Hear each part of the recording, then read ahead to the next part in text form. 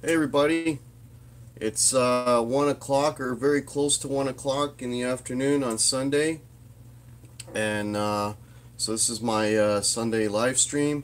I'd like to welcome everyone for checking it out, tuning it in. It's the Guitar Hack. Um, Today's kind of a special day. I got some pretty cool news. I managed after like a week of sitting at 99 and I've cracked. Hey, EJ's Guitars, how are you, buddy? Looking forward to Thursday night, my friend. That'll be a fun time, man. After sitting at 99 for like, I don't know, a week or something over the weekend, and I think a lot of it has to do with our good friend Dave Byron. All of a sudden, everybody just started subbing everybody, and I managed to crack the 100. So I've got 100 subs. That is awesome. I'd also like to thank sort of the gentleman who got this all started was Mr. Ben Coombs. Hey, my brother. R2, man. Do you not sleep, brother? I was on that Fender Guru thing with you last night, and I'm like, holy shit, this guy's gonna stay up the whole night. I was wiped out. I had to cash out, man. It was 3 in the morning. Yeah. So it's kind of cool. I cracked it, man. So yeah, like to thank Ben Coombs for getting me started. She kind of put me in the right direction. Not that I want to make this a huge channel by any means. I mean, it's just a hobby, right? It's just fun, for me. To do these things. The live streams especially, I think are really cool. They're fun. I love when other people do them. Like I like getting in there and chatting and you know just sharing ideas. And I'm back. Oh, I woke up a little while ago. Coffee and coffee right now until our round table. Oh man, that's right. Yeah, you're on tonight with Ben, eh? Yeah, you're a monster, R2, man. A monster. I know how you do it, brother. Um, yeah. See, I forgot what I was talking about. Yeah, just I guess the fun of just kind of doing these things, And what I like about it too, it's really cool. Rogers and Bell. Yeah, yeah, AJ, never forget that. Guitar Pit. Hey, brother, how are you? You should be here instead of me. That's my wife. My wife, unfortunately, is taking a bullet for the team. She's taking my daughter to a fan expo in downtown Toronto. I'm good, man. Thanks. That's good, Guitar Pit. Yeah, she's suffering with a bunch of anime people and comic book people. Not that there's anything wrong with that. It's just if you saw the facility they do it in and the popularity of it, it's so packed that, if you're any claustrophobic at all, it'll just drive you absolutely batty. And unfortunately, my wife is stuck in that crowd at the moment, taking my daughter down. But yeah, so I'm home alone. Hey, kids. Hey Ben, how are you? American Devil, how's it going, buddy? Yeah, so anyway, yeah, so yeah, it's just a lot of fun. I mean, I really like having people on with different or seeing people in different chats, different experiences, this and that. Some of you are, professional musicians and that's how you make your living, and then I like hearing from the, just the average person, that just plays guitar. It's a hobby. They enjoy it. Myself, I'm just a weekend warrior. Like I would have loved to make music a career, but it never panned out. So I'm just a weekend warrior. Played gigs on the weekends. Played a gig last night, which was real interesting. I'll talk about that in a minute. Um, have fun. Thanks, Lynn, and have a good time down with Miranda. Hey Ben Coombs, how you doing? Hey, David Ennis is in the house. Hey David, how are you, man? So yeah, Weekend Warrior played a gig last night, and it was kind of an early one actually, and it was close to home, which was nice. So I think I got home before 1 o'clock, which is kind of rare. So, but yeah, if you guys do gigs or want to talk about gear, it's 9 times out of 10 these things don't really go anywhere near gear, which is kind of funny. Yeah, YouTube's allow us all to be rock stars. Yeah, well, I'm about 30 years late for that, EJ. Yeah, the hair is going fast, buddy, and the guts moving up the pants. So that will way past that, my friend. But anyways, Yeah, EJ's a rock star. Yes, EJ, you are a rock star, man. Yeah. Love your vids, brother. Actually, everybody's vids is cool. I really enjoy checking people out and seeing their vids, man. It's just, you know, it's just cool. I mean, we're all kind of in this share this bond of, music and guitars and stuff, and it's always cool. And I like, reading comments and putting comments on other people's vids. I met some cool people on Byron's show, just Dave Byron's show just the other day. Actually, just yesterday, I think. Yeah. So, yeah, it's always cool, man. It's fun. You know. Let's see, we got 7 people on, and I got 2 thumbs up, so that's cool. So, I guess there's, yeah, I got enough people in the house, so let me just tell you a little bit about what happened last night at the gig. Never played this place before. It was kind of a last minute thing that our singer.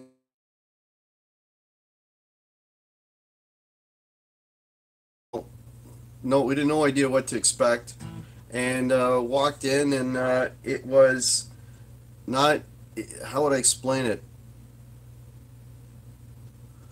Yeah, no worries, R2, man. I want to see some more of your playing, brother.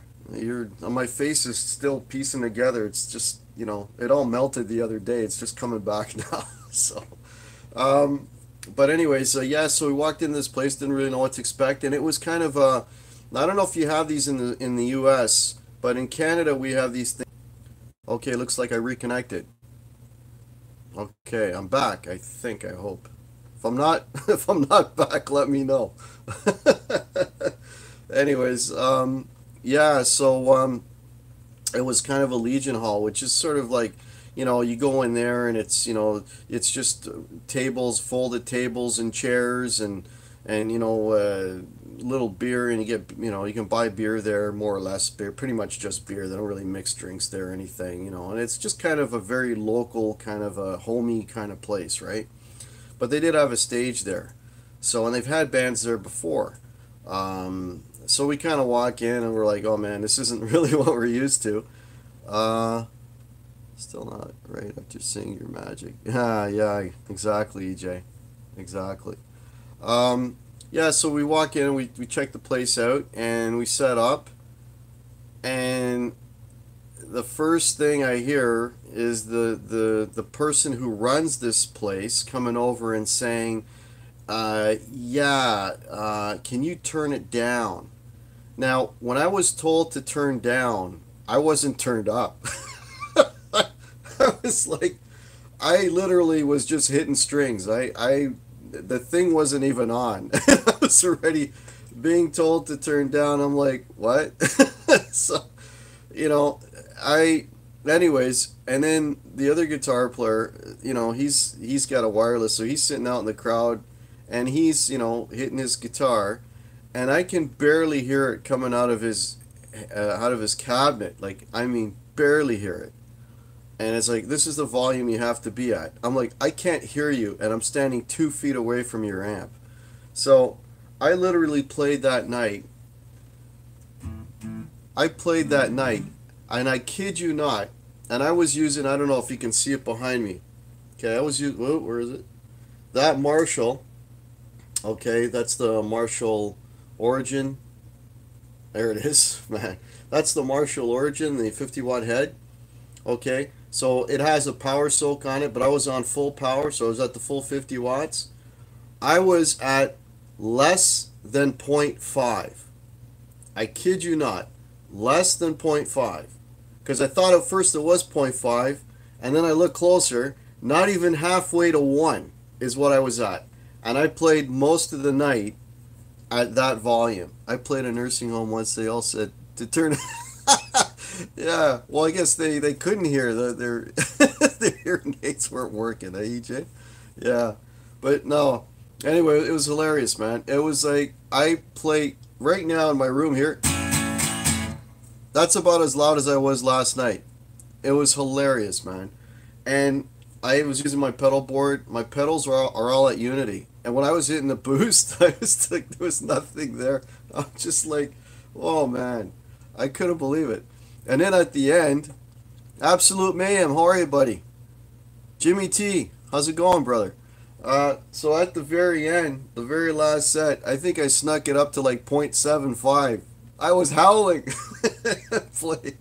Oh man, it was funny. But anyways, hey, Mr. BHB. Bruce? I think it's Bruce. How you doing? Um, so yeah, but it was cool. People were up and they were dancing the whole night, and they loved it, and they want us back. Now we're just trying to decide, do we want to go back, because it's not really our type of place to play, but it was all right. And there was I think we got a couple of people asked us for business cards, and there was somebody that was a social director for some big hospital, so we might score some gigs out of it. So it might turn into a positive thing. I just hope that if we do these other gigs, I can play a little louder than point 0.5. I mean, man, I'm bringing out the heavy guns for that gig. I brought out my ES339. Wanted to hear what that thing sounded cranked, and man, I might as well have brought a, Hello Kitty guitar. I mean, at that volume, you're not going to hear anything. Okay, great. We've got 13 people watching. I think this might be a record for me, man. That's cool. That's cool. Hey, welcome in. Pull up a chair. Anybody got any topics they want to talk about? I can throw some questions out there if, with you people if you've got none.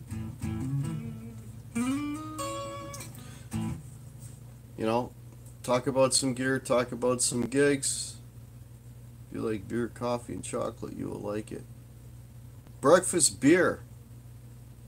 Yeah, gigs are so low. That's right. Yeah, they're so low volume now.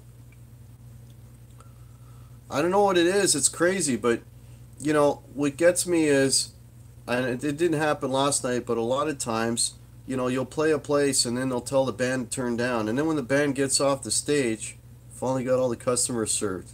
Oh, that's right, Ben. You're at work. Hey, man, appreciate you. You're able to tune in even though you're at work. That's awesome, brother. GTV. Hey, Guitar TV. How are you? Yeah, it's weird. Like, so you play a set, you get off the stage, and then the DJ comes on, and then he cranks it, and your ears are bleeding. I mean, that's okay, but then you get on, don't turn down. Like, I just don't get that, you know? Yeah, GTV, great video. Oh, okay, I gotta check that out. Hey, Hack. Okay. Yeah, I gotta check out some of GTV. I was watching some videos earlier. I haven't gotten to GTV, but I'll definitely check him out. Yeah, everybody's saying hi to each other. That's great. Hey, Ben, could we need some killer custard? Local vape shop. Oh, yeah, you guys are all into the vaping, eh? The vaping's cool. I'm into the cigars. We all need something, man. Cigars, guitars, stuff to keep us busy and keep us out of trouble. Yeah, so my question for you, I guess right now, I guess kind of gear related. Like, first of all, let me ask that. How many of you are have done? What is a good use case for a boost pedal? Boost pedal. I've never had one. Don't know what I do. Guitar pit. A boost pedal. Okay, great. A question. This is awesome. Was that Temple of Strings by Rush? Yeah, it was. That was somebody was just trying to call me, and they'll call me back later. Sub back. Thanks, GTV. Appreciate it. Okay, so boost pedal. It basically is if you just want to get a little bit louder. So there's a clean boost, something like a TC Spark would be an example. Then you got a dirty boost, which is the most common one, would probably be a Tube Meister. Tube Screamer, not Tube Meister. You just want to play a solo and you just want to get a little bit louder. You want to crank it a bit, okay? So, that's usually what boosts are for. You just want to get a little bit louder. Like on my pedal board, I've got a boost at the very last point of the chain. And if I'm playing and I just don't find myself loud enough, then I'll hit that. Or if I just want to go up on a solo, I'll hit that boost, and it just raises your volume a little bit. That's really the main thing. The other thing you can do with the boost that's kind of cool is that's putting the boost at the end, okay, after your effects and so on, if you want to boost like everything in unison. But sometimes if you want to use a boost to enhance something, if you throw a boost in front of a distortion or an overdrive, and what it'll do is, like, if you're playing dirty and you hit that boost, it just makes your overdrive more gainier. Not necessarily louder, just makes it more gainier. So it's almost like you have a second, a higher gain channel off that same pedal. So that would be the two that I can think of. If anybody else has any other suggestions with the boost, by all means. The Tube Screamer will, as a dirty boost, what's so the EP just adds more of your chord tone without coloring it. You can get it basically what Hack is telling you. Yeah. So with the Tube Screamer, that being a dirty boost, and why people like it so much is it's got this mid hump, so it makes you louder, but not really that much louder. It just really pops. It changes your EQ and gives you that mid boost bump, which is mid frequency boost, which is kind of good. It's good for cutting through, right? Like if you want your solos to be heard and cut through the other instruments, that's what it does. And where it boosts where it boosts your tone in the mids there, that's sort of the sweet spot for guitar. So you know your tone sounds really good, and it just cuts a little bit better. So I've got both on my board. I've got the Tube Meister, or Tube Meister. I got H and K on the head. Tube Screamer, and I've got a TC Spark. So I've got a clean and a dirty boost. I've actually got one of my videos. I do a walkthrough on my pedal board if you want to check that out. You can also use it to equal pickups. That's thanks GTV. That's another, if you've got like one pickup that's much louder than the other, you can use the boost to compensate. Like if you've got a single and a humbucker configuration, you can only get so far by adjusting the pickup heights, and then the pickups get louder but they get muddier, anyway, so yeah, you can use that. That would do the trick there as well. That makes sense too. So I'm already subbed. Okay, now it's a great question. Yeah, boosts are cool. Boosts are cool. In front of overdrive, after overdrive, if you just want to boost the solo, that's the Tube Screamer idea, or if you just want a clean boost. The other thing you can use for a boost as well is I use sometimes my compressor. Compressor, does that job as well, right? And what's nice about the compressor is it boosts and it tightens everything down. So all the notes are heard, right? So the higher notes, the thinner strings are just as loud as the fatter strings, right? Because it compresses everything. So compressor is, a good boost tool as well. That's something else you can use. Okay. A question I was going to ask everyone out there. I think everyone here is of mine. Thanks for the support. Yeah, no worries, Ben. Hey, it's Jason Wade. How are you, buddy? Sneaking in here while entering some bin numbers at work. Oh, somebody's playing hooky. We're sneaking in some time. Appreciate it, Jason Wade. Thanks for coming out, man. I use caffeine. Yeah, we all do, brother. Speaking of caffeine, this is Tim Hortons. Okay, now if you're Canadian, you know what this cup looks like.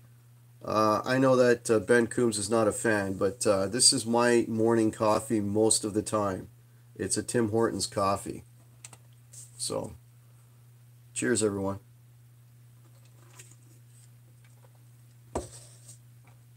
Gas station cup. Ick, yeah. Love it, Ben. Anyways, yeah, I'm not really a Starbucks guy. Yeah. I don't want to take a mortgage on my house to get a coffee. So, anyways, Tim Horton. Never heard of Tim Horton? Tim Horton used to be a player for the Toronto Maple Leafs, and he died in a tragic car accident. Oh man, early 70s. Yeah. Cheers, Guitar Hack. Here in Ohio, we got Tim Hortons. All right. Yeah. They're making their way through the U.S. Yeah, they're Dunkin' Donuts coffee for me. Yeah. I've heard that Dunkin' Donuts is the coffee's a big deal there in the U.S. Or RIP, dude. Oh, yeah, he's his name. I think people know more about Tim Hortons from the coffee than they knew of the original where the name came from, the hockey player, right? I mean, I'm an old guy. I'm 51, so I remember hearing that story when I was in junior school. I would have been probably grade 3 or 4 when that happened. I slam Maxwell every day. Front end rubberneck delay lip, yeah. Yeah. So everybody's sharing their pedal configurations and that. Yeah, it's cool. I mean, with the pedal thing, and I can go on about pedals like I'm sure most of you can, but it's nice to talk about people who also want to talk about pedals instead of putting other people that couldn't care less to sleep. Anyways, what was your question to us? I haven't even gotten to the question, Jason Wade. I'm still on the pedal kick. But let me just say, just one more thing I want to mention about the pedals. I've only started using pedals, I would say probably within the last 2 years, maybe three.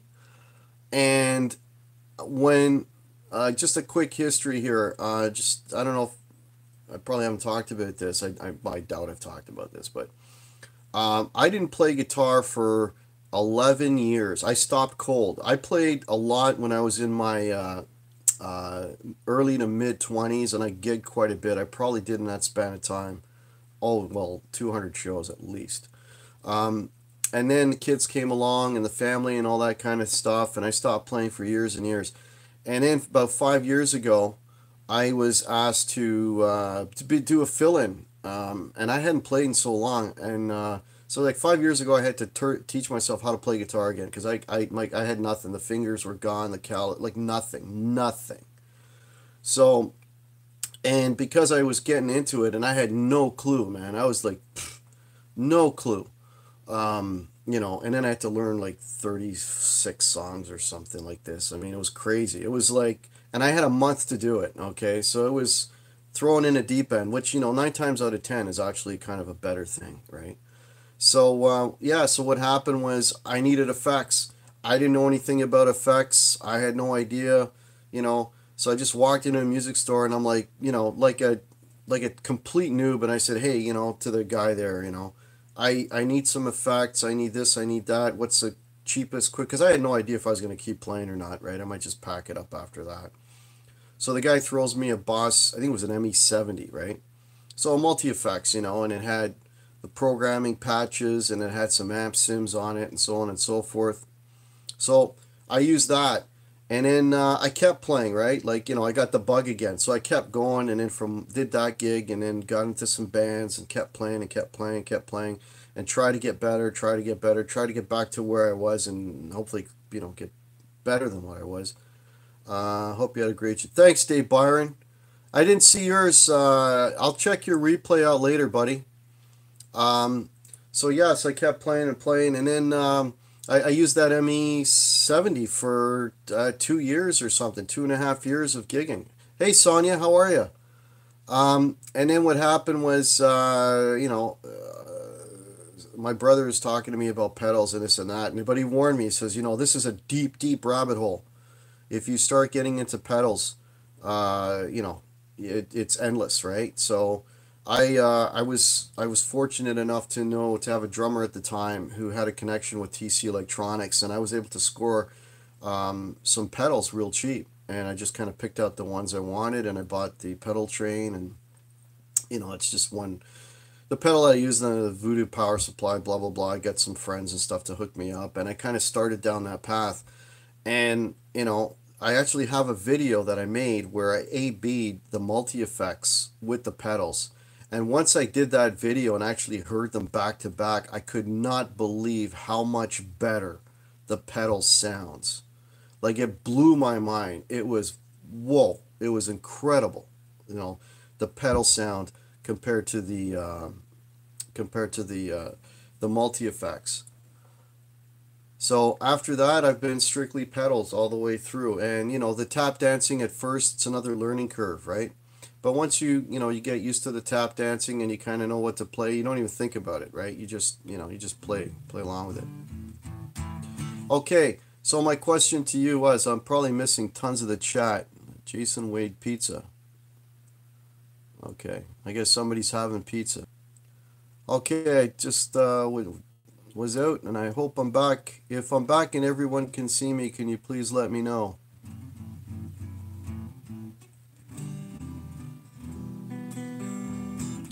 If you can see me, and I'm back. Okay, great. Thanks, Ben. You're good. Thanks, buddy. Yeah, I tried to scroll back in the chat, and then it just kind of kicked me out. So, you know, it's Rogers and Bell, AJ.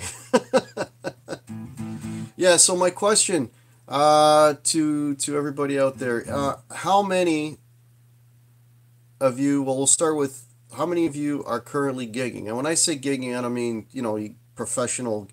Just gigging. Could weekend warrior like me, or you just out there doing shows. Period. How many of you out there are gigging? Ben, yes, I know you gig. Yeah.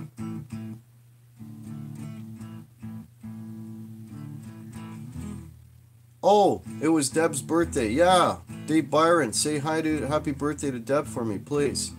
I never played anywhere in front of anyone ever, huh? That's cool, Guitar Pit. I just want to know where everybody's coming from. That's all. I'm gonna ask some more on rare occasions. EJ, my work forced me to quit gigging. Yeah, GTV.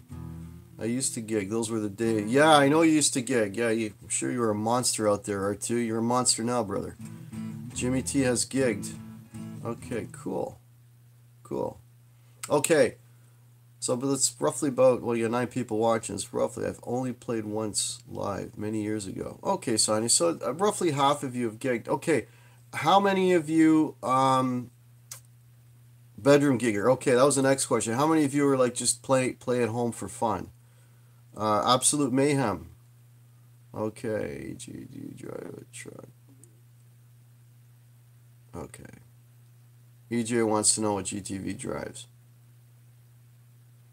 Anybody else? Absolute mayhem plays home player. Happy birthday, Deb. I play at home for fun or jam with friends. I play at home for fun. Okay. You play in front of us, a Guitar Pit. Yeah. Yeah. Played in my teens, took long break, getting back into it. Okay, I have the same situation, Guitar Pit. I'm the same. All at home though. Okay, I rarely play at home. Well, you rehearse with your band regularly though, Ben. You probably do the same, the once a week rehearsal thing, right? I only play at home now, maybe someday. Yeah, yeah. Okay, not true. Yeah, so that's cool, right? I play at work too. If I need an audience, I'll green screen them in. Yeah, yeah. I like playing for the prison crowd, AJ. Hey guys, I play at home. Hey Guitar Girl, how are you? Yeah, I liked your last video that you did. Yeah, I think you read my comment. If you want to PM me, and I can maybe help you out a little bit. I mean, I'm sure a lot of people can, but if you're looking for some tips and things, just let me know. Sorry I'm late, had to put on one more coat of True Oil. Yeah, the guitar's coming out quite good, Guitar Girl. It's looking nicer every day. I appreciate it. No worries. Yeah, for those that don't know, I'm actually, my job is I teach. That's what I do. So it's, I mean, I love just helping people and teaching, whether it's, I used to teach guitar 100 years ago. Now I teach some technical stuff. I teach, people how to be tradespeople, basically. But yeah, so it's something I really like doing. Especially like if there's somebody that I come across that has a real desire, and if I can help them in any way, it's just a rush for me. I just love to, help people out when I can. And that's part of why the YouTube thing, right? Helping people out, and hopefully people being helping, can help me out, and we can all help each other out, and doing whatever it is, being better players, that's awesome. Yeah. Okay, so it looks like we got a kind of a half bedroom players love helping people. Yeah, it's a rush, Ben. Um, yeah, half bedroom players. Guitar question: what is your favorite blues scale to teach your students? Um, well, there's one blues scale. I mean, well, there's a pentatonic scale, which is the five note scale, right? And then there's the blues scale, which basically means you add one note. Um, but you know, it's if you teach the idea is when you teach that one scale, usually the way it's taught is it's just taught as kind of a pattern, right? And if you know where the root notes are, you can play that anywhere on the neck. And then so it's really it's just a shape that is transferable, just like you would transfer a bar chord from one place to another, as long as you know where the roots are. So there's no specific. If you're saying like what key, usually the blues scale where most people start is they'll learn the scale in A, right? Because A is right, right in the center of the neck, and it's easy to get to, and then you kind of build off of that. When you break out of the box, it's an amazing world. Box scale. Yeah, when you break out of the box, R2, R3, um, it's a lot of work to be able to break out of the box. Hi everyone, and thanks for all your comments. And why I mean that is you have to commit so much to muscle memory. Same five patterns for all modes, major, minor. Yeah, exactly, EJ. That's what I mean. Yeah, they're transferable, right?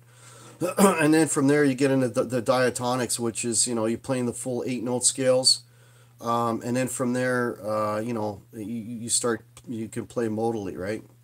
But again, modes, that's another thing, man. Oh man, I've seen so many videos on modes, and they make it so freaking hard, and it's the easiest thing in the world. Johnny Bean, hey buddy, thanks for watching. Good morning.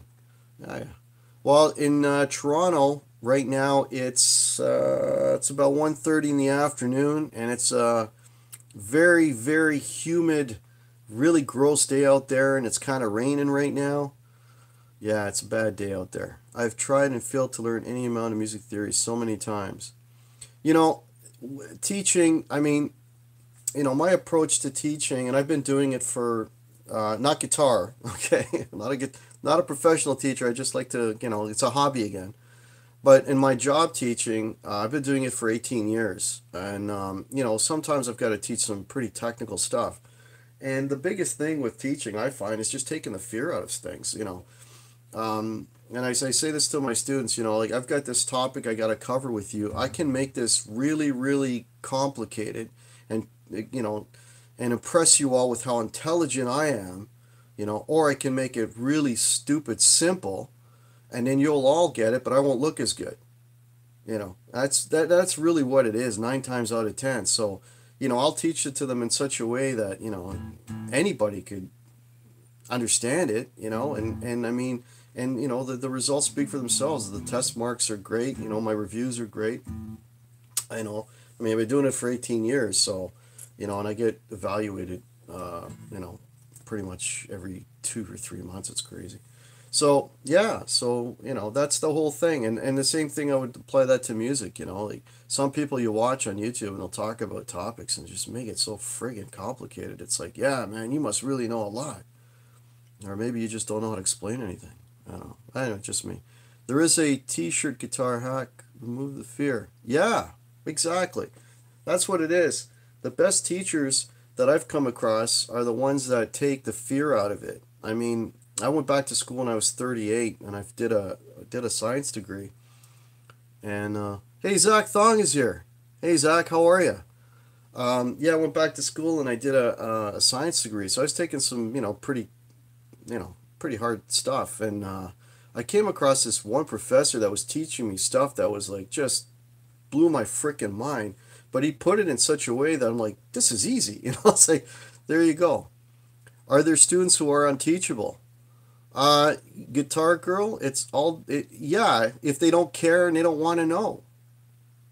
It doesn't necessarily mean someone would be good. That's right. Yeah, yeah. Good stream. Thank you. Thank you, Mr. BHB. yeah, it's not, you know what? It's not what you know, it's what you can put across, right? And that has to do with anything, I mean, in life, basically. It's like, if you want to share what you've learned, it's, it, you can do it. You just have to know how to, you know, you got to do it for the right reasons. You got to do it because you want to help people and not you want to impress them. That's really what it comes down to, honestly. So yeah, that the only students that are completely unteachable are the ones that just don't want to invest any time, right? Ask them to do something and they don't. Ask them to read something they don't. Pay attention and they don't. I mean, you can bring a horse to water, but you can't make him drink, right?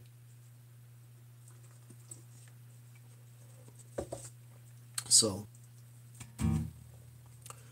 yeah, but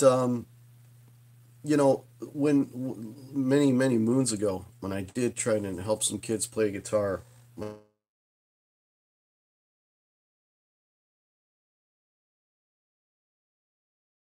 I'd have them play so I can kind of get an idea where they're at, where they needed help, and there was two things that you can't, I think, need to be inherent. And I mean, this is just my opinion. I'm not saying it's the right opinion. It's just my opinion.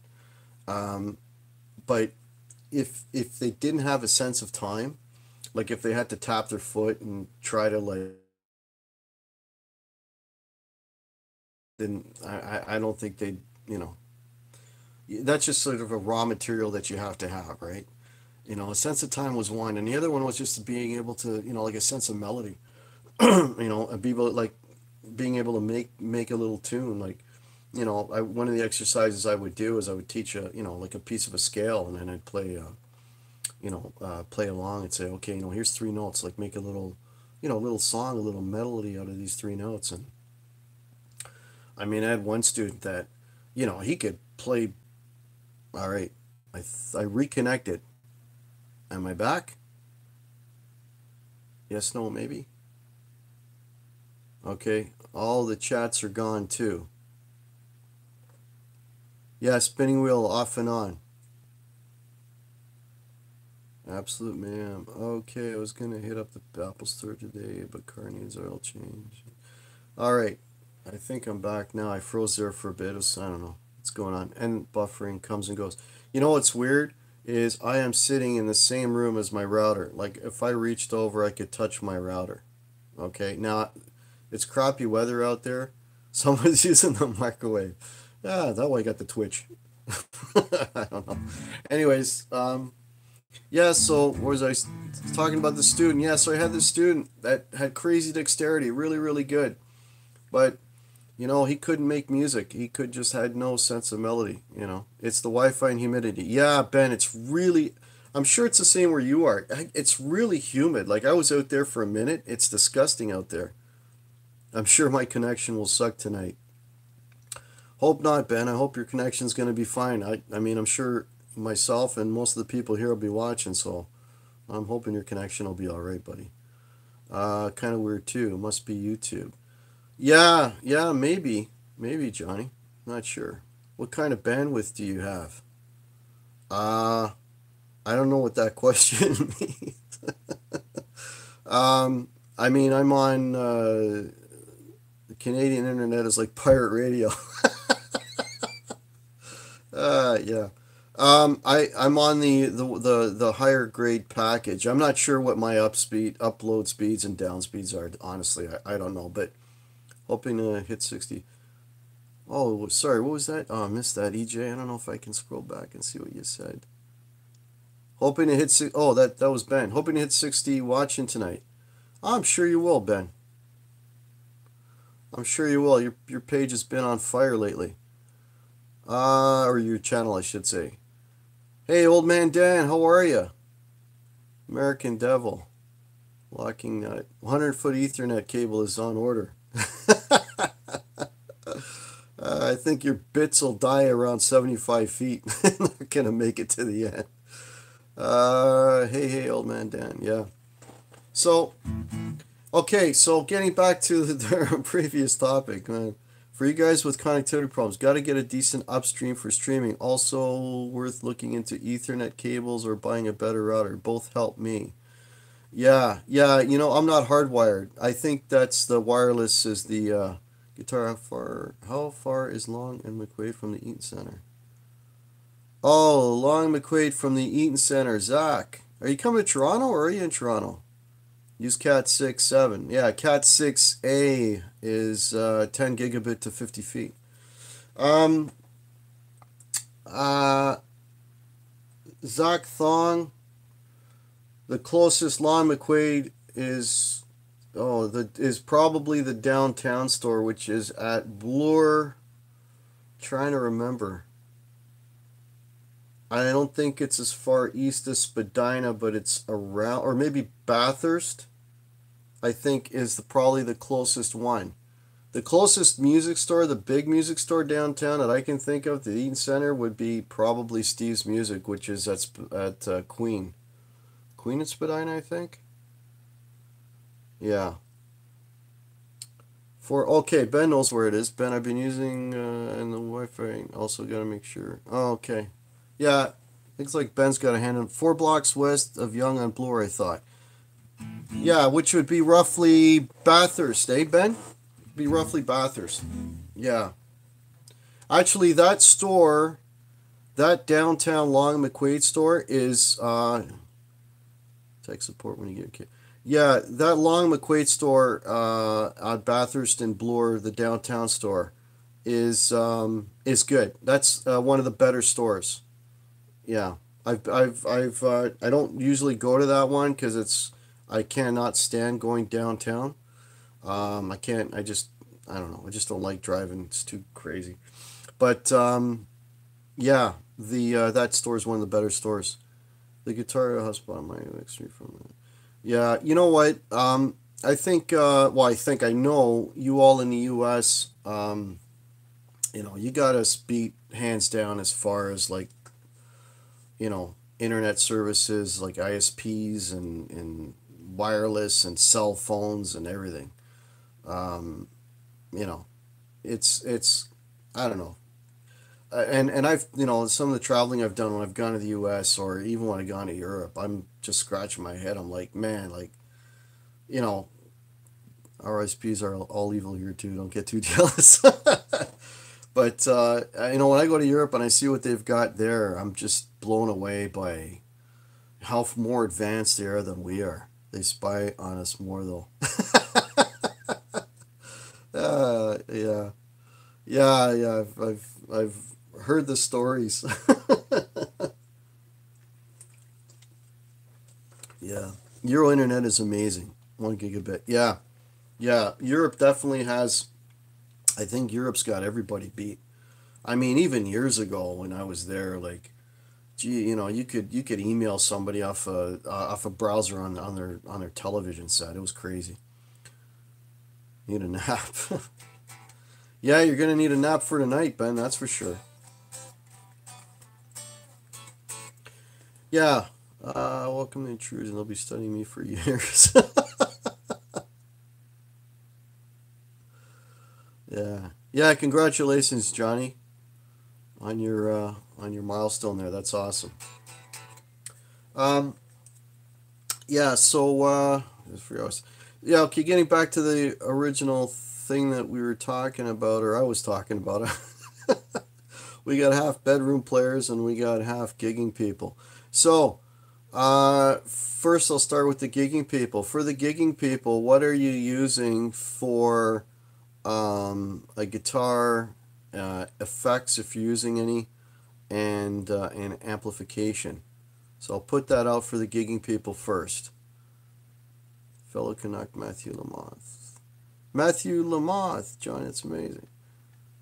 Matthew Lamoth, are you a Canuck? If so, where are you situated in the Great White North? Yeah, so if you're a gigger, what have you been using lately?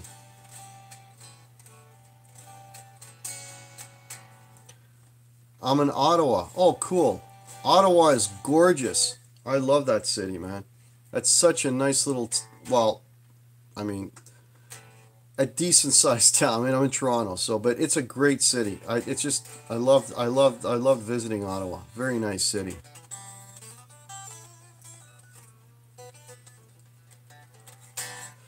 Yeah, Matthew. Yeah, if you haven't subscribed to my channel, please do so. Yeah, if, actually, for anybody, if you haven't subscribed, please subscribe. I don't know where the button is and all that stuff. I can't tell at this point. What am I playing? EJ, I am playing this. This is an Ernie Ball Music Man Access Super Sport. So it's got the it's different than the regular Access. Yeah, thanks, Ben. Yeah, I just hit it over the weekend. The 104 subs. It's different than the Access because it has the 5-position switch on it, and these are DiMarzio pickups. So real versatile, man. And you know these the Ernie Ball necks are, you know, unbelievable. Yeah, can't go wrong with Music Man to just make fantastic instruments. This actually is the well, I mean, I don't have to tell you guys. You guys are all big Eddie fans, but this was the Eddie shape, right? So, yeah, I I used to use this quite a bit live, and but I stopped because my drummer hates this guitar for whatever reason. Anytime I, you know, ask him what should I bring, it's always Les Paul, Les Paul, Les Paul. You know, not that I mind. I love my Les Pauls, but that's the one he wants me to bring all the time. So last night, actually, here, let me, speaking of what we used at gigs, let me show you this. This is what I used last night.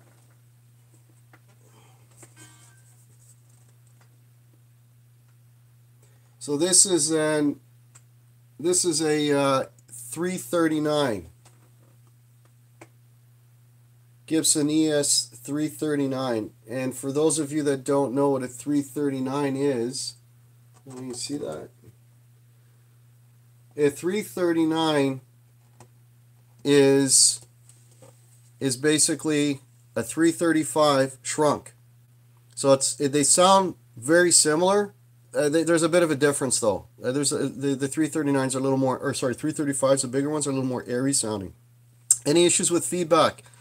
I was saying earlier, Matthew, the gig that we were doing was kind of bizarre. That's what I started talking about at the beginning of the show, and I was saying that, you know, we weren't allowed to play loud at all, so my volume didn't go past 0.5, so the feedback was not an issue. But I have gigged with this, and where it played at like a decent volume with gain and everything else. And you know, it's like anything else, man. If you know where to stand, and you know, if you're playing and you're doing a sustain, you know, and you know how to, you know, put your fingers to just dampen the other strings, you know, it just takes a little bit of practice. But it's fine. It's fine, you know, and just, you know, use the volume to roll off the pickup, you know, between songs and that. But it's not crazy. It's not a howler. You know? Okay, am I back? I remember the neck was enormous. I think it was a 70s model. Yeah, Guitar Pit. Am I back, folks?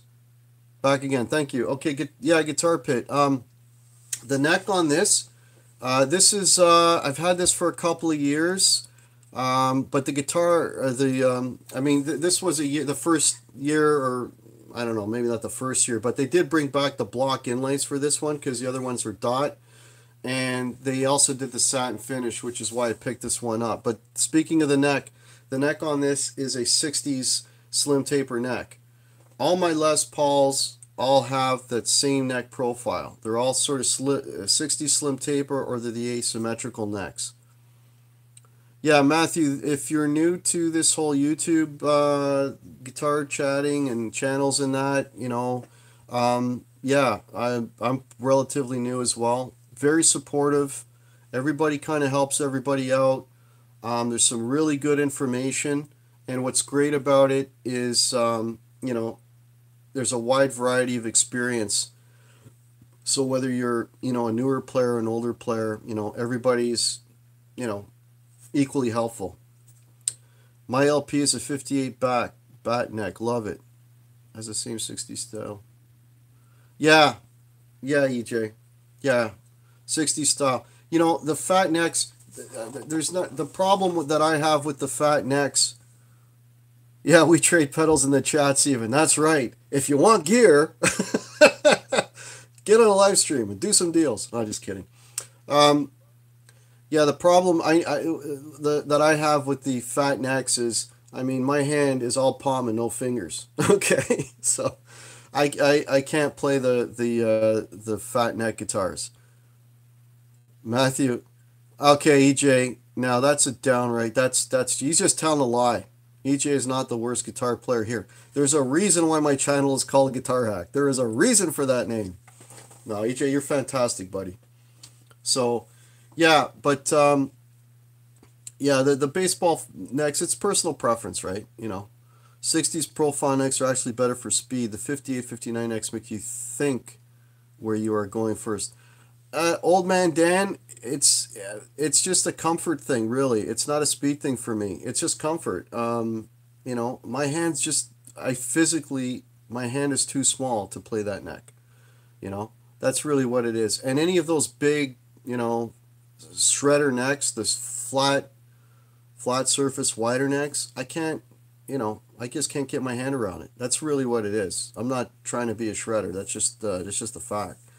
I used to be about those, but I'm slowly coming around to the larger necks. Yeah, yeah. Again, it's personal preference. You know, I hate the super thin neck myself. Again, it's all personal preference.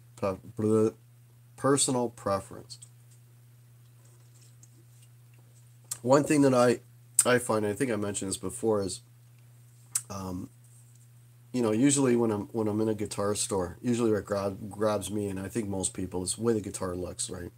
Guitar is going to appeal to you. You're going to grab that guitar. Then what I grab immediately is I grab the neck. And if the neck isn't feel good, the guitar goes back, and it doesn't matter how great it looks and how it sounds and any of that. It's all about the neck, right? If the neck feels good to me, then the process will continue. I'll play it, I'll try it, I'll plug it into an amp. But if that neck doesn't do it for me, it doesn't matter how great that guitar looks, it doesn't matter how great a deal it is. It's just, I will not buy it. EVH neck probably feels good. I love them, but they feel very... Yeah, well, I just showed my Ernie Ball Music Man. That is with the original EVH neck, from what I understand, and it feels fantastic. Yeah. Yeah, the neck is usually, for me, the deal breaker. The very first thing I check, instantly deal breaker. Yeah, guitar pit. Because you got to play it, right? And one thing that... I mean, I'm this is from experience. I had a Les Paul that I bought, and I sold it actually a few months ago. And, I played it, and the neck felt okay, but there was always kind of like a little thing, man, like, then I grabbed another Les Paul neck, and that one, but I still bought this guitar, and I bought it because the neck was, like, pretty good, not perfect, but, man, what a gorgeous, it was a tobacco burst. It was absolutely gorgeous. But I couldn't, after even years, I couldn't get past that neck thing. And at the end of the day, I ended up selling it. Coolest moderators. Yes, you are a very cool moderator, Locking Nut. I agree, sir. What did you think of the neck on the PV Wolfgang? Felt like a baseball bat to me. The PV Wolfgang, I played a bunch of the new ones a few weeks ago, and it's rounder, eh? It's a little rounder. So yeah, I like my access neck better than that. Yep, neck had to be right. Yeah. Yeah. Okay, I don't think anybody answered my question about what's your go-to guitar for gigs? What's your go-to amp? And what do you need on your pedal board? And we'll start with the gigging people, and then we'll ask the bedroom people, because this will be a cool comparison, I think. Cool. Yeah. All right, just watching the chat. Yeah, so this guitar, seems to be a relative thing. I was playing my universe for that video for a couple days and then thought I had the most hilariously small neck after switching back. You get used to stuff. She really liked to feel the PV Wolfie necks. Yeah, you know, I can pretty much go from guitar to guitar with no adjustment. And what I mean by that is I can go from a Strat to a Tele to a Les Paul. The only guitar that takes me like a little extra time to get my hand around and get used to, really, is my Music Man, because that neck is radically different than the rest of them. That's the only one that takes me a bit of time. Charvel guitar with a PV6505. Okay, all right. We got one. Charvel with the PV. Thanks, R2. My Blues Deluxe is my go-to amp. Blues Deluxe reissue. I usually grab the 3 guitars, the freshest strings to gig. Okay, cool, Ben. Well, I play 58 style Strat and a 62 blower Strat. Okay, so I'm used to flat necks. All right, so we got. All right, so we got a few answers. 58 style Paul. Yeah, I'm going to sell my. I'm going to a few years to sell my. At the Ray Gibson is increasing prices. I should be. Oh yeah, you'll make money. For recording, I prefer my Gibsons, but for speed, it's Ibanez all day long. Yeah, yeah. Oh, Ibanez is a speed machine, EJ, for sure. The gig used to be a Les Paul and Marshall 900 for me. Yeah, yeah. Well, what I've been using, and actually I got a video on it. I did a video where I've got basically 2 heads. I mean, I don't have a huge amount of gear. I've got more guitars than anything. But as far as amplification, I've only got 2 heads. I've got a Houston Kettner 36 watt Tube Meister. My main guitar is a 90s and maybe in that neck is yeah, it's comfortable, right? 36 watt Tube Meister, and I've got this Marshall, I can't point to it, Origin neck back here. Origin, sorry, head. And I've got a 212 Hughes & Kettner cab. That's what I've been using. If not that, if it's a smaller place, then I'll use my Marshall DSL 40, which is absolutely fantastic. And for pedals, the pedals that I absolutely have to have, I've got to have a dirt pedal. I need an overdrive. I need a boost. I need a delay. I need a compressor, and I need a reverb. The reverb that I use, I don't use any of the reverbs on my amps. I like the reverb, the TC Hall of Fame reverb. That's my favorite. Yeah, that's what I use. That's the absolute must-have. Les Paul for some, which I love, and I've used a ton of gigs. Yeah, yeah. For guitars at gigs, I like to mix it up. You know, I'll usually, what I do is the guitar that I'm going to use for the gig, I'll use it on the rehearsal week for that show. It's just to get reacquainted with it. You know.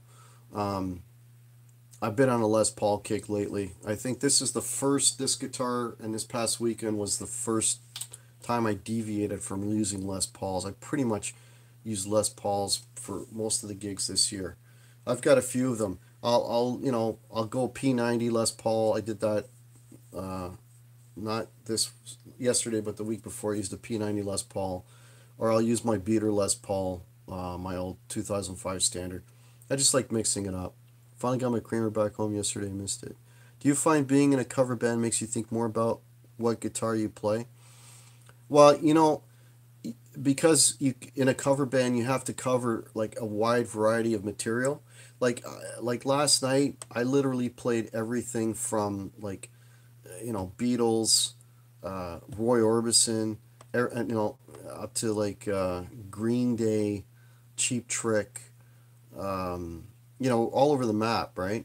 So you need a guitar that's versatile, that can do all of that. And what I used to do actually for a long time is I would bring 2 guitars. I would bring a humbucker guitar, just buy a GP6, little cover. Yeah, yeah. There's guitars that'll do it all. The Ernie Ball Music Man will do it all for sure. But I used to bring out. Hey gang, sorry I missed the start. I was at Brian Stewart was at Sam Ash. Everybody. Geez, I wonder if he bought anything. So, yeah, he got a problem, man. Yeah, we all have a problem. It's permanent gas.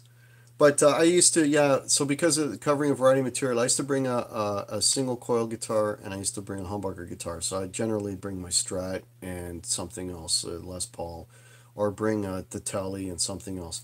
But then I got lazy and now I just bring the one guitar. And with the pedals and, I mean, pickup splitting and all that kind of stuff, I can pretty much get away, using the Les Paul the whole night, you know.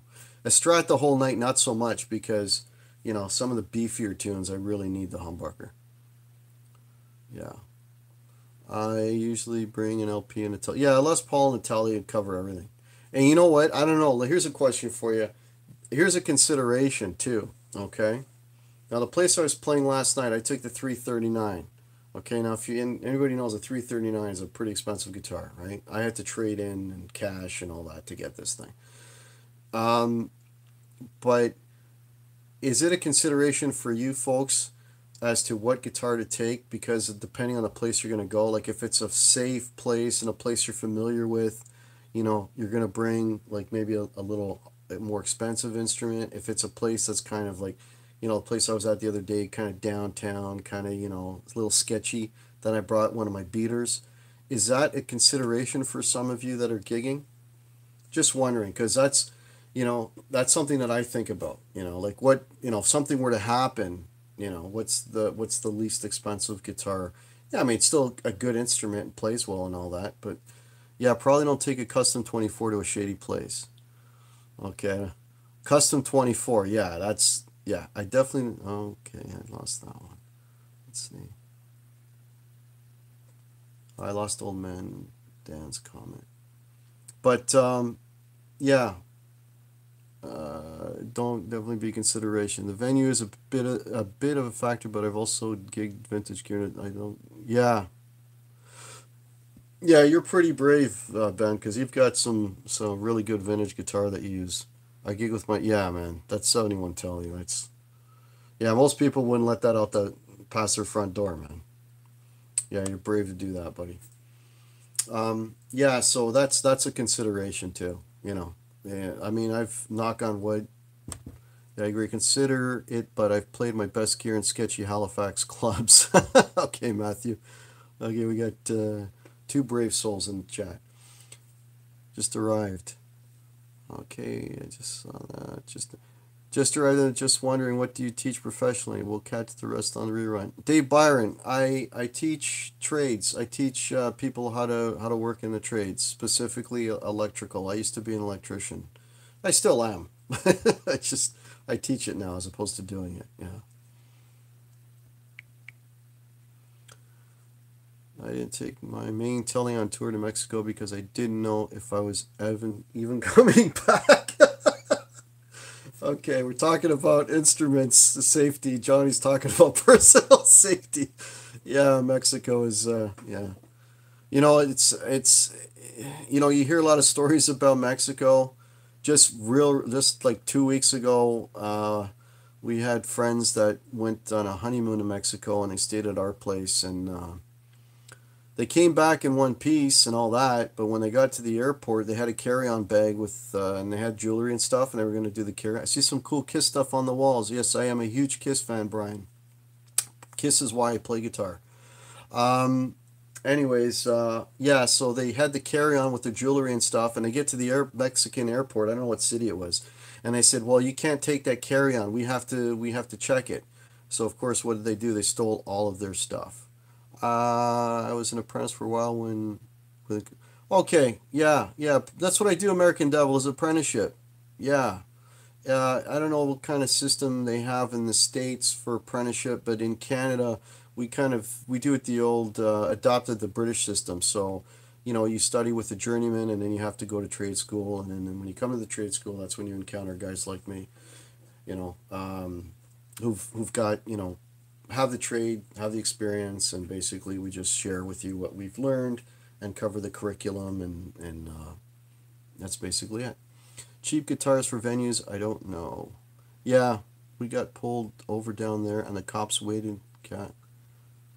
We gave them cash, couldn't wait to get. Oh man, that's scary. That's scary, Johnny. My bass holder was saying every state is different, but one of those lines. Yeah, I know it's different in the States with the apprenticeship thing, because when I've, I've talked to people on when I've been on vacation and that, and tradespeople there, and it's a different system. Yeah, it all depends on where you're at. Some states are really strict. I know Chicago is one of them. Like R2, R3, Chicago is very strict for the trades, and New York City being the other one, or New York in general, I guess, the state of New York. Ontario's actually very strict. Ontario, Canada, we have actually our codes and standards here are probably between us and I think BC. We've got the most strictest codes and standards, and I'm talking in terms of like building codes and things. Anyway, we're here to talk gear, not work. Yeah. So okay. So for the people, the home players, or I don't like the term bedroom players, but the home players, the people that play at home. What do you like to pick up, and what type of what gear do you use at home? Because it's going to be different for sure. Wow, an hour left at work. This is helping the time pass. Thanks, Ben. Thanks. Ontario is equivalent to California.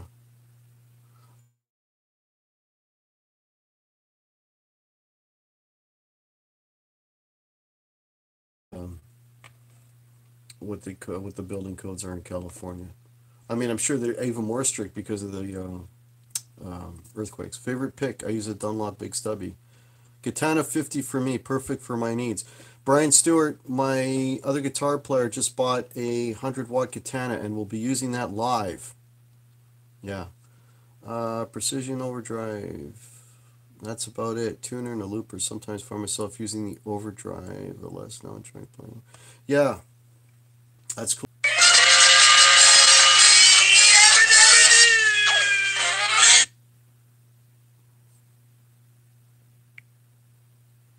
Okay, am I back? On sale at Sam Ash. If I'm back, please somebody let me know. Yeah, my there's some killer gear. That's my email. Did you? Yeah. Did you just send me an email or two? Good. Or do you use the same Fred Flintstone thing for the email? Yeah. Thumb back. Thanks, Brian Stewart. Yeah. Yeah, I've got some. Everybody gets a kick when I get an email, and when it goes off in class, the guys get a laugh out of it. Yeah. Anyway, so I was saying, yeah. So the other guy in the band, the other guitar player, he just bought a 100-watt katana, and he's going to be using that live from now on. And he just goes on and on about how great it is. It's got the built-in speakers in the head, and it's just so portable. And he basically bought it because it's very light. He's tired of carrying these heavy heads and all that. So, hey, it's Ken Goss. Ken, I was just talking about you. There's a gentleman on this site that uses a 50-watt katana, and I was just mentioning, speak of the devil, and I was just mentioning you enjoying your 100-watt katana and using that live. I'll stick with my pedal board and tube amp. Yeah, hey, Ken Goss. Yeah, Ken Goss is in my band. We gigged last night. He is the name of the band is the Hit Disturbers. Yes, the S is silent. Yeah, we had a funny gig last night at 0 volume. Yeah, katana, it sounds great. Can't beat how many options. Yeah, I know Ken is thrilled with his, and once he figures it all out, he will be gigging with it. Let me just put this guitar back, folks. Love the name of your band. Yeah, that's Ken came up with that one. All right, put that back. Okay, I love the katana. Next gig it will be on stage. Yeah, there you go. Yeah, actually, I'm curious to hear how that thing sounds too. Once you get it hooked up to your PC, it's limitless what you can do with it. Ken Goss just subbed. Oh, that's terrific. Good stuff. Rockin' deep, Byron. Yeah, I was. I didn't catch Dave Byron's show last night because I just mentioned I was gigging as well, but I got to check out the replay later. I don't lock into one of my guitars unless it's new or I want to play something Fender Frontman and a Marshall GF, both 15 watts. Yeah, those Marshall, the solid state Marshalls sound pretty good too. So what does Ken have for sale then?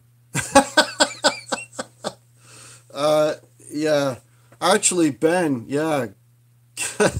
Yeah, Ken is he's a wheeler dealer, man. He's always buying stuff and selling stuff. I can't keep track anymore. I think he still has more guitars than I do.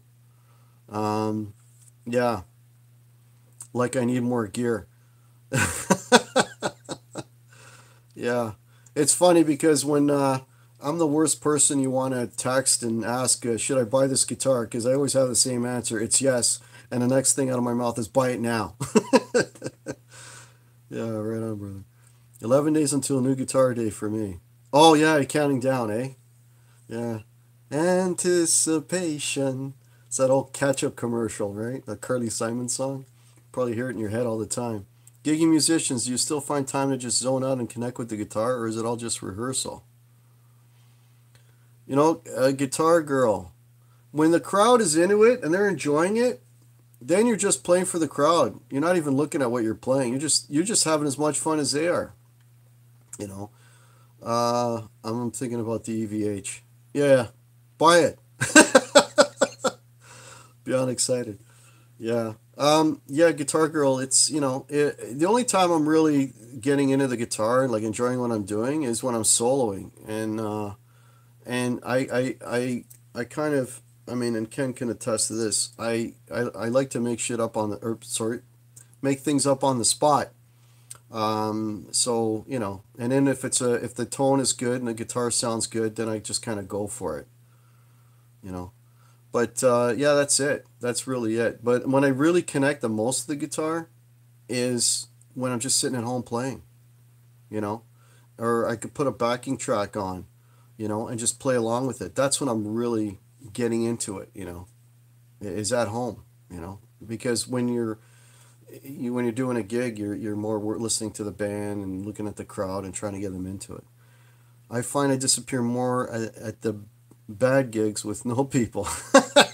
Well, we call the bad gigs paid rehearsals, and I mean, it just happens sometimes, right? You go, I can't wait to get it, but I would, yeah, they're paid rehearsals, Matthew. That's all they are, I mean, where else can you rehearse and get paid for it, That's basically it. That's the way we look at it. And it's par for the course. You show up on a Friday night sometimes in some places instead of having a Saturday night gig, or if it's a long weekend, you know. Yeah, gas money.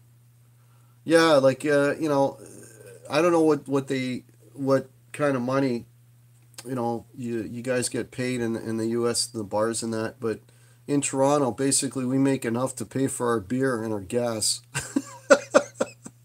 you know, it's not we're not making money here doing it. We're just doing it because we love doing it. Is gig money gear money? Uh, if you save up, maybe in a year's time you can buy a pedal. They pay me to stop playing. That's right, Brian Stewart. Yeah, so that's basically it. I mean, I was just talking to one of the guys at work the other day. A pack of picks. Yeah, that's about it, Ken. I was just talking to a guy at work the other day. I was saying to him, like if I did all the math, I typically didn't promote, was a rehearsal. I typically will show up to a bar with anywhere from $2,000 to $3,000 worth of gear, and that's just me. I'm not even including the rest of the PA and what the other guys are bringing. I mean, if you put that all together on that stage, you probably got easily like, I don't know, 5-6 grand worth of stuff, and at the end of the night, you made enough money to pay for the 2 or 3 beers you had. And if you had something to eat, and if it's an out of town gig, you might come out of there with $20 in your pocket. We played for 100 a person each show. Yeah, we played for. Yeah, that's about it. Sometimes it's $100. Sometimes the only time I ever made my gigging was doing an acoustic cover do with a girl. Yeah, yeah. The only $100. Sometimes 120. Wow, that's basically it, man. We just do it. We're weekend warriors. We do it because we love doing it. Oh my. That's about it, man. We just do it because we love doing it, right? And You know, it's just it's fun. It's fun. It's a good time. Our gig money went to promoting new beer. Anyone busked before? No, I've never personally busked. You know, when I did make money, a lot of money, playing music, was back in the early '90s. Um, I was my wife is a singer, and yeah, so the two of us were half of a band, and we would play every weekend. Uh, yes, I'd done that square. We were playing at every weekend, and we were doing, you know, for lack of a better term, we were a wedding band. Okay. That being said, we didn't play weddings, but we played for the ethnic community. There's a huge Portuguese community in Toronto, and that's my background. So, and my wife's as well. So we would play like every weekend at dances at all these clubs in Toronto, all across Ontario. We played in California one year. We would play. There's a chin picnic thing here. Anyways, we played all these types of places, and we used to make a lot of money. In a weekend, and plus we worked full time. I mean, I made enough money with that band to buy like two vehicles and all kinds of gear. That's when I was making good money. But then I left that to play. I wanted to play in a rock band, and man, what a culture shock! I went from making like $200-300 a night, and this is in the early '90s, to making like $50. So, anyways, so yeah, so that you can make money. Corporate is basically the place to be too. So if we ever get into the corporate thing, there's some money to be made there. Okay, let's see the count. It does. We made $1 a minute when busking, but it was downtown Toronto. Oh, you bus downtown. That's cool, Ben. I know I bus all the time here in my area. Yeah. Sid just asked when am I starting drum hacks? Uh, Never. Drummers. Who hasn't got a drummer joke?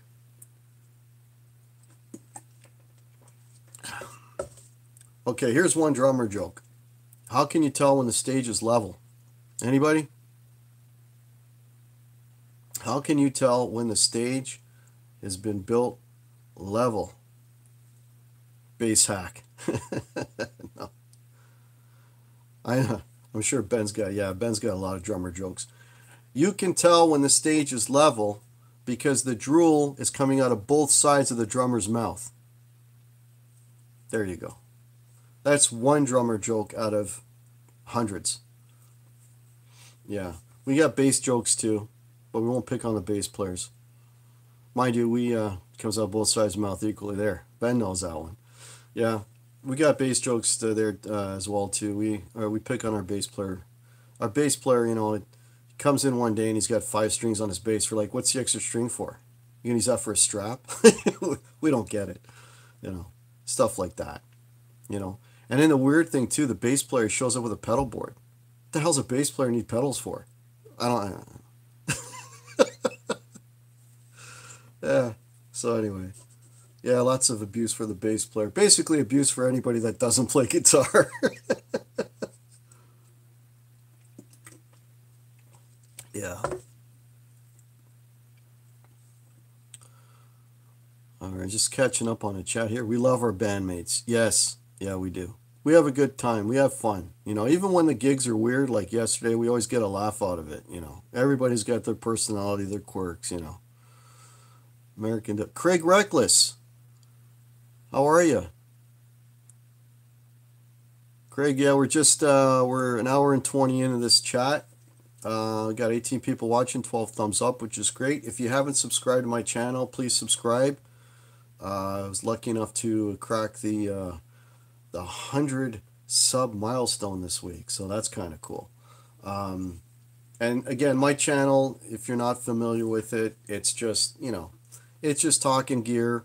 How long are you going for, Guitar Hack? I don't really have a set time, Ben, to be honest with you. I mean, if you gotta go, man, go. No worries, brother. I don't have a set time. I'm just, I'm actually home alone, which is extremely rare. My wife took my daughter to Fan Expo and is suffering miserably at the moment. So I'm home alone here and just relaxing on a Sunday afternoon. Yeah, thanks, Absolute Mayhem. Thanks, Brian Stewart. Yeah, it's man, I've got 40 minutes left here before heading home. All right, whatever you want to do, buddy.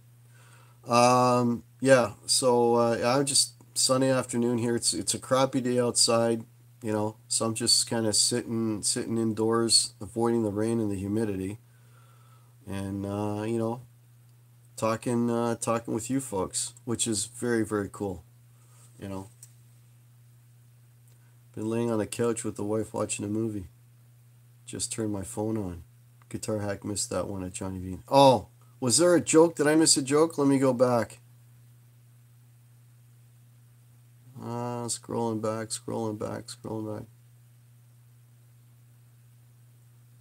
We love our bandmates. What did the drummer get? Oh, what did the drummer get on the IQ test? Drool. Yeah, I think you told me that one when I was up with you there, Ben. If you could only keep one guitar pedal and amp out of your gear, what would they be? One guitar pedal and amp. Guitar pedal. My Plimsoll full tone. I made 89 accounts to help you. What, not 90? Yeah. Yeah, my it would be an overdrive pedal, and it would be my Plimsoll by Full Tone. Guitar, it would be a Les Paul. Which Les Paul, I don't know. But it would be a Les Paul. It probably, you know what? It'd probably be my most beat up Les Paul, 2005 standard that I bought used last year, because that thing just always growls and sounds good. Amp, Marshall, hands down. I'm a Les Paul into a Marshall guy. Somebody mentioned Kiss earlier. I grew up, loving Kiss. What is your normal gigging tuning? My normal tuning, E flat. Ken is my bandmate that's on right now. Ken is the singer, and we always tune down E flat. I play in two other bands. The Hit Disturbers is E flat. The other two is my wife sings, as I mentioned earlier, in one of the other bands, and it's regular E. Thanks for liking my channel. Just having fun. My page is about having fun. Yeah, Craig, that's what this is all about. Ace tuning. Yeah. I want to try a Plimsoll. Ben, I'm very, very biased on this, but the Plimsoll is, I think, the best overdrive pedal out there. It's just warm. It's insane.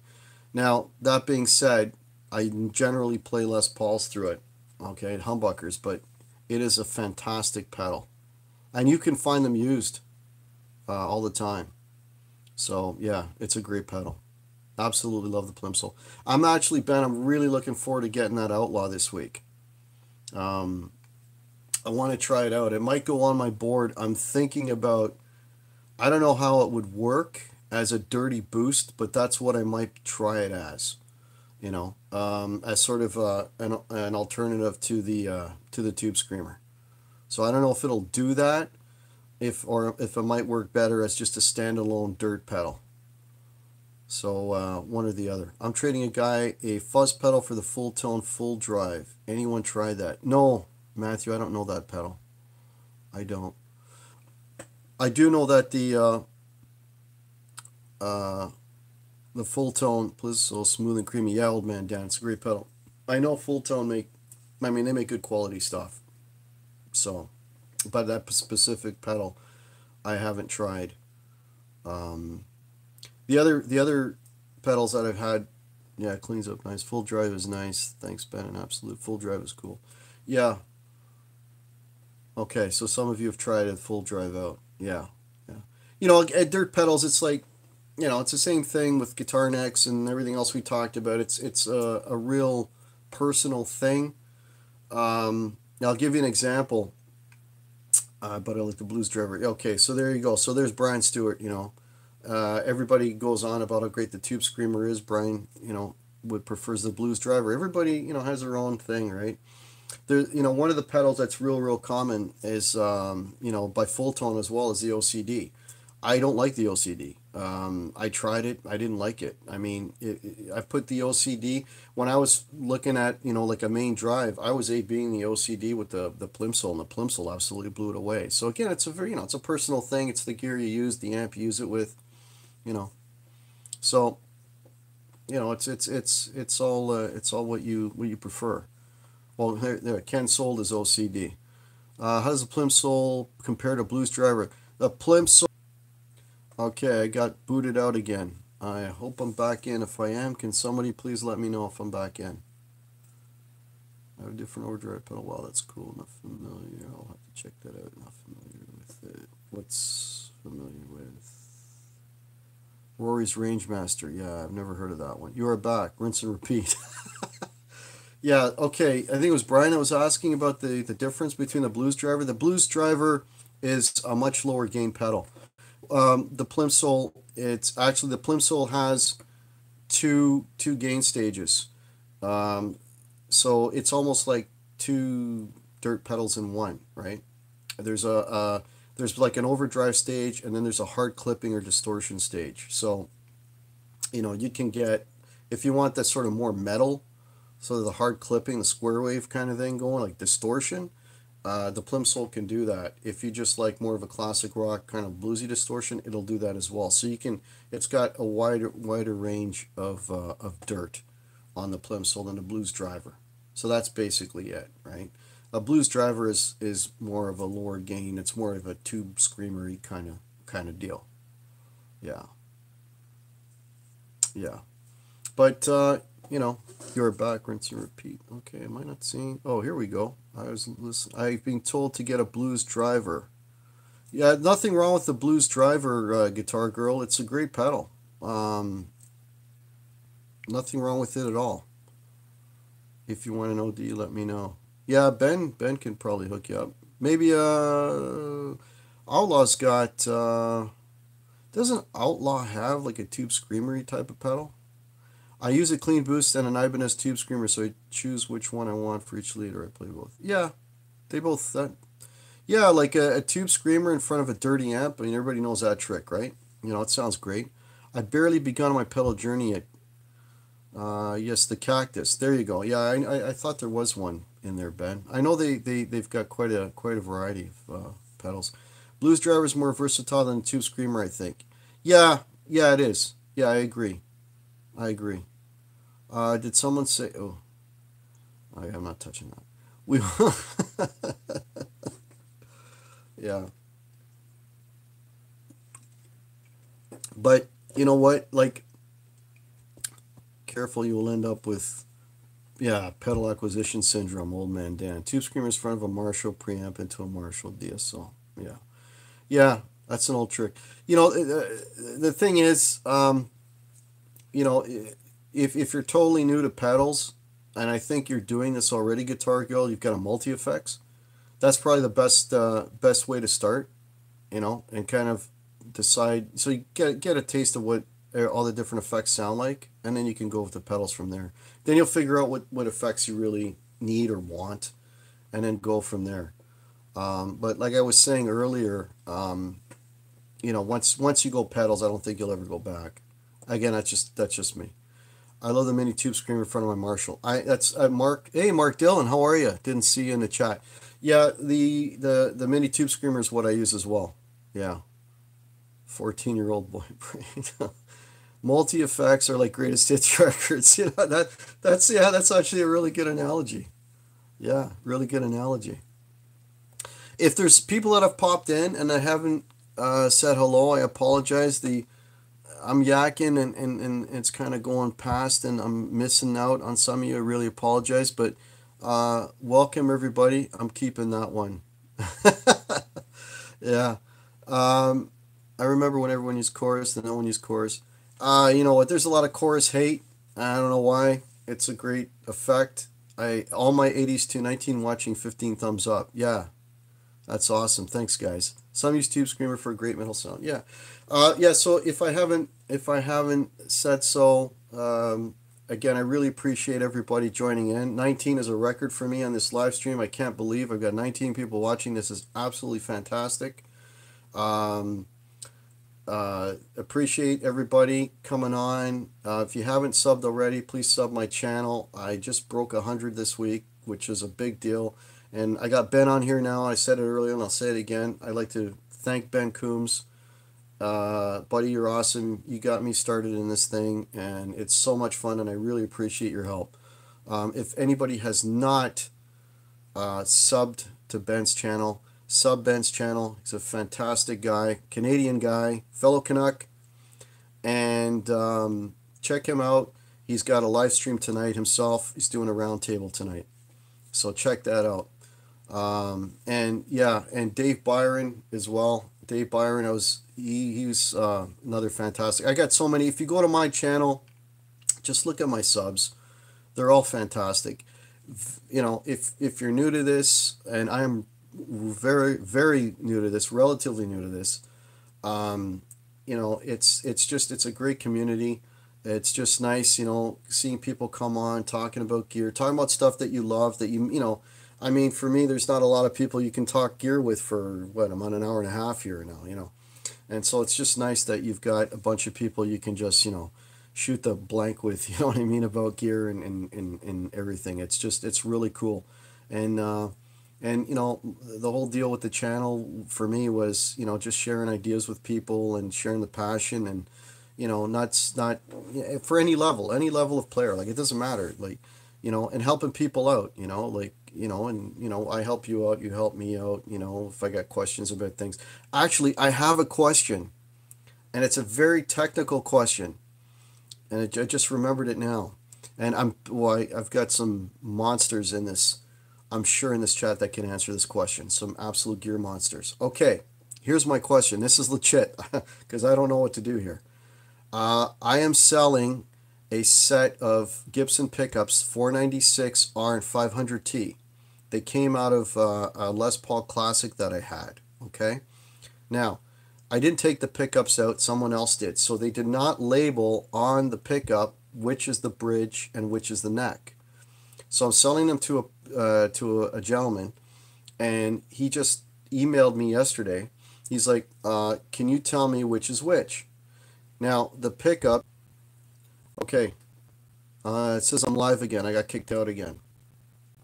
So he was asking me which is which. If you look at the back of the pick, they both say Gibson on them. They look identical, so there's no distinguishing, no labels on them. Thank you, Ben. I'm live again. So the back of the pickups, it just says Gibson on them. It doesn't distinguish one from the other. Okay. I went online yesterday and I tried to find some answer, whatever. But, you know, here I am in a room. Again, this is why, you know, why we do this. I'm in a room with experts. If usually one is a 490 and the other is a 490. I think it's either a 496 and a 500T or 498 and 500T. I'm not sure. But I need to, one of them is definitely 500T. So if I identify that, then the other one is going to be what it is. So I need to basically find out which is what, and then I told him I would label the back. The cheap way for me to do it, or the easiest way for me to do it, would be I'm just going to take it to where I put an ohmmeter on it. What, measure the wire lengths? Yeah, they're both roughly the same length though, Ben. Anyways, I'm just going to put an ohmmeter on it and see what they measure. Usually the bridge pickup screws are closer to the bridge. The screw pulls, I mean. Okay, yeah. You know what? I saw, Ben, you're asking for pictures of it. I have pictures. I'll text you the pictures, Ben, if you can have a look. R2, R3, yeah, if you've got any insight in that, I'll see if I can send you a pic as well. I'll try to figure out how to send you a pic. Yeah, more output resistance will be the bridge. Yeah, yeah. I read that the 500T is somewhere in like the 15.5K range, so I can just put a meter on it at work and just, you know, that'd probably be the easiest way to do it. But I thought if there's like a way of looking at the pickups and just going from there, then I would just do that. But if I have to take it to work, it's not a big deal. I'll just take that in on Tuesday. Yeah. Later, Guitar Hack, and everyone else in the chat. Keep rocking. Zach Thong, thanks for coming out, checking out the live stream. You have a good evening, buddy. I'm debating dropping the Angus. Oh, I missed that one. I am debating dropping the Angus Young. Not sure what you meant by that. If you have, can you give me Guitar Hack? If you have WhatsApp Bencoms, can you give me a phone? Neck pickups are overrated.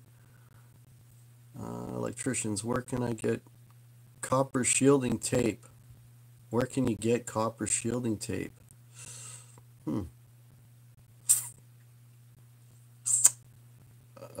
I would say probably at an electronics place, maybe. Because that's not like an electrical supplier. They wouldn't carry that because that's not something we use. That would be more like an electronics place. You know, like Radio Shack doesn't exist anymore, right? So I guess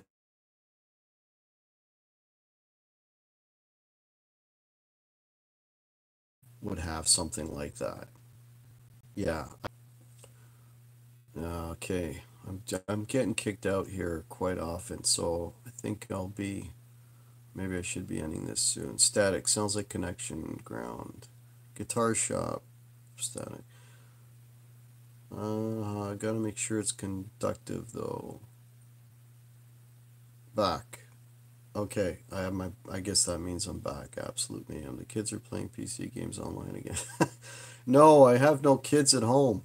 Oh, everybody's out right now. I'm home alone on a Sunday. As normally the other live chats I've done, I've only been on for an hour max, but nobody's home this afternoon, so I don't have anybody jumping on my Wi-Fi. Okay, I got kicked out again. You can use industrial scotch adhesive. Okay. Did you buy your router at Toys R Us? Yeah, I did. Yeah. You're back again. Thanks, Ben. Kids are killing my Wi-Fi with Nintendo Switch. Yeah, I hear you. Yeah, Guitar Hack, do you live in a house or an apartment? I live in a house. I'm in the basement of my house, and I am within arm's reach of my wireless router, if you can believe that. So, I think I need to figure out a way to hardwire this thing. Run a cable, but I don't know how I would do that because I'm just using my cell phone. So I don't know how I do that, but I thought, wireless would work pretty good considering I'm within 10 feet or 5 feet of my router, but I don't know. Yeah, I guess I'll try and take this router back and get my Toys R Us discount. Yeah, maybe buy a Grouch doll or something. I don't know. We know the Switch is yours. You live in. The Switch is yours. Fender Guru. Hey, buddy.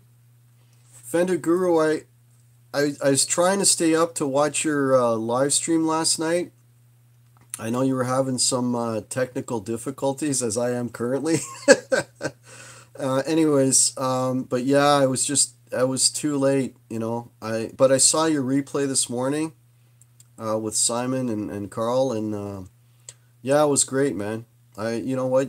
I love your live streams. I saw the first one a while back, and it got me hooked. I fell asleep at 4 a.m., brother. Yeah, Fender. I was just saying at the beginning of the show, I was talking R2, R3, is I was saying to man, because he's an hour ahead of me, I think. And I said, man, I don't know how you're going to stay up with these guys, but he managed to do it. But I think he's got an IV and with coffee going right into his veins. Cheers, buddy. Appreciate your kind words. Oh, no worries, Fender Guru, man. Yeah. Yeah, cheers, buddy. Appreciate your kind words. You sure did. Are you using the 2.4 gig or 5 gigahertz channel on your Wi-Fi? I have no idea what gigahertz channel I'm using. No idea, and I wouldn't know how to switch from one to another. No idea. No idea. Okay, guys, I'm going to hang on here a little bit longer. I seem to be getting kicked out quite regularly now, which is frustrating. Okay, guys, I got to split. Good job, Hack. See you Wednesday. Don't forget the new song. Time to plug in my katana and do some practicing. All right, Ken. We'll see you on Wednesday, and I'll try and suffer through that song. God, it hurts. I don't even have a 5G option at home. Yeah, I don't think I have 5G. He's using the clean channel. Absolute man. See you, Ken Goss. Yeah. See you, Ken. Take care, man.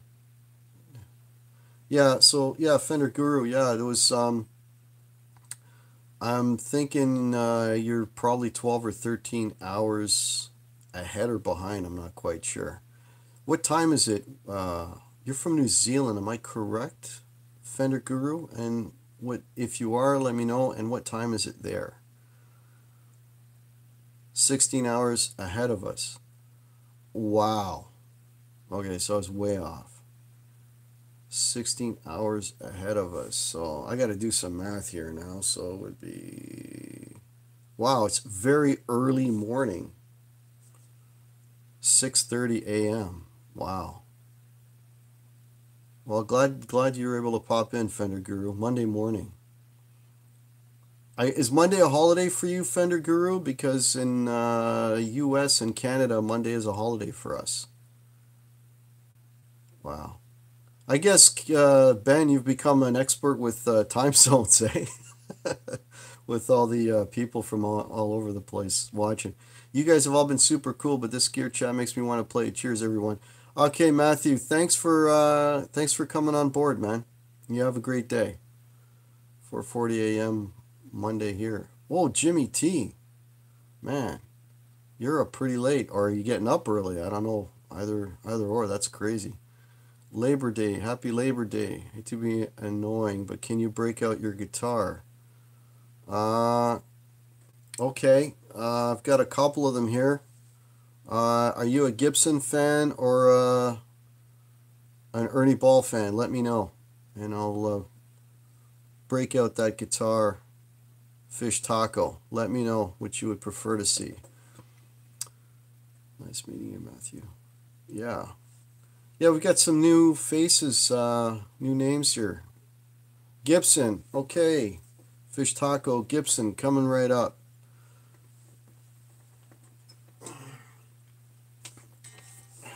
Yeah, I showed this one earlier. It's close by, so here you go, Fish taco. That's a ES339 Gibson satin finish, burst bucker 1 and 2s in it. Yeah, it's one I used last night. That's killer, man. Love ES guitars. Yeah. It's yeah. I can't explain it. I just love it. Love that satin finish. Dava pick. Yes, these are the only picks that I use now. I discovered these about a year ago and have not moved from Dava picks. Thanks, Bruce. Thanks, guys. Yeah. The only thing that these you can't do with the Dava pick is a pick scrape. You know, like if you want to do down the neck, because they've got the rubber edges on them and they don't really dig in. Dava for me only 2. Yeah, Brian Stewart. Just picked up an Epi Sheridan made in Korea. Cool, Fender Guru. Yeah, that's the one. Is that the one you showed on your show? Because that guitar you had on your show was really cool. Scrap the strings. Yeah, scrape the string. You can't do pick scrape with these. And they've got really pointy tips on them. Looks like a Dava pick. Avid pick. Yes, everything is backwards. Yeah. Yeah. Yeah, you know, I guess, guitar brand wise, I'm probably more ES355. Yeah. Yeah. So the body on yours, like this body is actually pretty thin. It's like a 335. The body on yours, I think, is a bit thicker, Fender Guru. The 355 is more of like a thicker It's more of a thicker body, I believe. I do. So, yeah, if you got to do pick slides, Ben, Dava's not going to do it for you. That's true. But yeah, that's what I've been using. But yeah, like again, I'm a big, I guess more. I mean, I own a couple of Fenders, but more Gibsons than anything, and I just love Gibsons. The 339 is cool. Reason I got this not a 335 is because I mean I'm a pretty short guy, and if I wore a 335, I could almost duck behind it. It's too big a guitar. Beatles tunes, they must hate me. That's funny. But yeah, so awesome guitar. Thank you. Yeah, so I've got a 339, which is the shrunken version of a 335, and I got an SG. And I'm gonna go on record again as saying I don't get the whole thing about the head drop and all that. I mean, I've never had that problem with my SG. But anyway, so I got an SG, and then I've got a few different Les Pauls. Les Paul is probably my top favorite guitar. Yeah, it's sacrilege to pick slide on a Beatles tune. Yeah. Do you do some pinch harmonics and some whammy bar dives in the Beatles tune as well? Yeah. You likely have a maple neck on your SGs. They don't dive. I no, it's a standard. It's an SG standard, Ben. I don't think it's a maple neck. It's a standard neck. No, I don't know. I mean, okay, I use a pretty wide strap. Maybe that's why there's too much friction that it doesn't do it. But yeah, I can hold my arms out. The thing does not drop on me. Never had that problem. Yeah, the white strap probably is what's helping me out there. Yeah. Okay, it's the button location. Yeah, the button is, yeah, right down at the joint there. Yeah, but and I need a longer strap with that SG because of where the button location is. Don't you pick slides and dives playing Beatles tunes on it? Yeah, it's 80s metal Beatles. Yeah. Hey man, if you bring something original to the song, that's cool. Play it heavy, play it hard. Looks like I gotta run, do my shop closing. Okay, Ben, thanks for tuning in, man. And we'll see you later this evening. And please send me that Outlaw pedal. I am anticipating that pedal. I want to try that out on my board. And I want to do a review of it. And please do a review of the Bad Horse so I know what your impressions are of the Bad Horse, and you'll know what my impressions are of the Outlaw. In the Mail Tuesday. Awesome. Appreciate it, Ben. Take care. Long weekend traffic. Be safe, brother. Yeah, drive safe. Ben Coombs, I'll see you tonight, bro. Okay, you know what? I've been going on. I'm going to go. Wow, this is the longest I've been, an hour and 50, and I've got 14 people watching and 18 thumbs up. So I'm going to call it quits before I get kicked out of my the chat again. So again, folks, this is a blast. Absolutely love doing these things. Thank you all for watching. Appreciate it so much. Love the interaction. This is great. If you're new to my channel, welcome. Subscribe, please. I will be doing another one of these next Sunday, 1 o'clock. And everyone, later, old man Dan. I'll be doing another one of these next Sunday at 1 o'clock. If you got nothing to do and you want to hang out, please come on board. Check it out. If you're around this evening, see you, Jimmy T. Take care, man. Absolute man. Yeah, take care, buddy. If you guys are around this evening, check out Ben Coombs, Canucks with Guitars. He's doing a show tonight at 8 o'clock. R2R3, you're awesome, brother. R2R3, I'm going to try to do a video this week. I'm not going to try to play as fast as you or as many notes as you, but I'm going to try to put something together and post it this week. Thank you, Sonia. Thank you, Brian Stewart. All right, see you next time. See you all next week, Sunday, 1 o'clock. Okay, cheers, everybody. Really appreciate you checking it out. Have a great long weekend. Not have a great week. Take care.